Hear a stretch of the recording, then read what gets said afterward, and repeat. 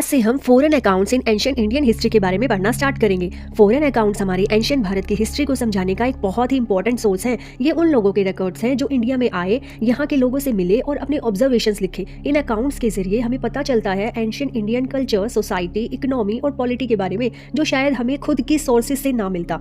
उसमें सबसे पहले हम पढ़ेंगे मेगास्थनीज के बारे में, जो कि भारत का पहला विदेशी लेखक है। तो चलिए प्राचीन भारत के एक ऐसे विदेशी यात्री से मिलते हैं जिन्होंने पहली बार भारत के समाज और संस्कृति को लिखित रूप में विदेशों तक पहुंचाया। ये है मेगास्थनीज, जो चंद्रगुप्त मौर्य के दरबार में ग्रीक राजदूत के रूप में आए थे।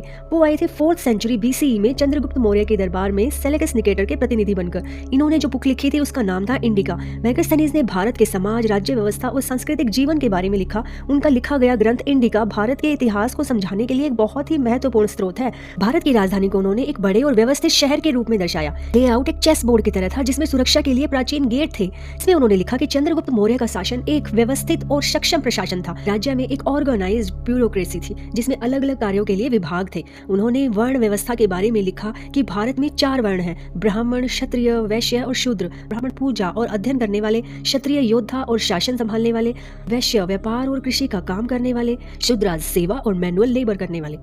मेगास्थनीज ने भारतीय संस्कृति और जीवन के बारे में लिखा कि भारत के लोग ईमानदार, सत्य का पालन करने वाले और शांति प्रिय हैं। भारत के लोगों का व्यवहार और प्रजाति के प्रति सम्मान उन्हें अचंभित करता था। उन्होंने कृषि और व्यवस्था और अर्थव्यवस्था के बारे में लिखा कि भारत एक कृषि प्रधान देश था जहां 2 बार फसल उगाई जाती थी। भारत की अर्थव्यवस्था स्वतंत्र थी और लोगों का जीवन उनके कमाई पर निर्भर था।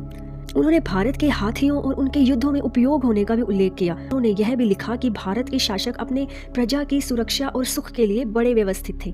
मेगास्थनीज ने भारत के शासन, समाज और अर्थव्यवस्था का विदेशी दृष्टिकोण दिया। पाटलिपुत्र के बारे में उन्होंने कहा कि यह भारत की प्रथम राजधानी का एक व्यवस्थित वर्णन था।